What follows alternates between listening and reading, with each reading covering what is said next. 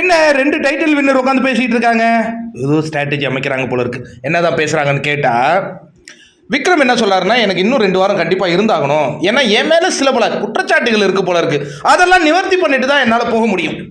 அது வரையும் நான் போயிட்டேன்னா எனக்கு மனசு கஷ்டமா இருக்கும். தினேஷ் சொல்றாரு, நான் டிக்கெட் டு ஃபினாலே எப்படியாவது வின் பண்ணி ஆகும். நான் டிக்கெட் டு ஃபினாலே வின் பண்ண உடனே எனக்கு ஃபைனல் மேடை கன்ஃபார்ம் ஆகும். கன்ஃபார்ம் ஆனதுக்கு பிறகு நான் என்ன பண்ணுவேன்னா, இங்க சில போலி முகத்திரைகள் இருக்கு, அதையெல்லாம் நான் எக்ஸ்போஸ் பண்ணுவேன். அது எப்படி நான் பண்ணுவீங்க? பண்ணுவேன். அது எனக்கு அதுக்கு முன்னாடி எனக்கு டிக்கெட் டு ஃபினாலே கன்ஃபார்ம் ஆகும். கன்ஃபார்ம் ஆனால் தான் என்னால் அதை பண்ண முடியும். அந்த போலிகள் ஜெயிக்கிறதே எனக்கு விருப்பம் இல்லை. யார் சொல்கிறான்னு தெரியலையே, எல்லாத்தையும் நான் எக்ஸ்போஸ் பண்ண போகிறேன்.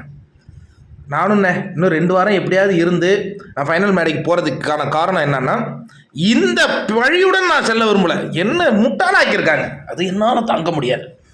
கேட்பேன், ஆனால் எதனா சண்டை வந்தால் தானே கேட்பேன். இப்போ தான் வீடு ரொம்ப பாசிட்டிவாக எல்லாம் ஜாலியாக நல்லவங்களாயிட்டாங்களே, என்ன கேட்குறது? டே உனக்கு தெரியாதுடா, இங்கே ஒவ்வொருத்தவங்களும் கேம் ஆடிக்கிட்டே இருப்பாங்க, அது உனக்கு தெரியாது. அதுதான் இந்த கேமின் சுவாரஸ்யம். பார், இப்போ டிக்கெட் டு ஃபினாலே மட்டும் முடியட்டும், அதுக்கப்புறம் தினேஷனுடைய ஆட்டத்தை நீ பார்ப்பேன். நான் ஒன்றும் பண்ண மாட்டேன், எக்ஸ்போஸ் பண்ணுவேன்.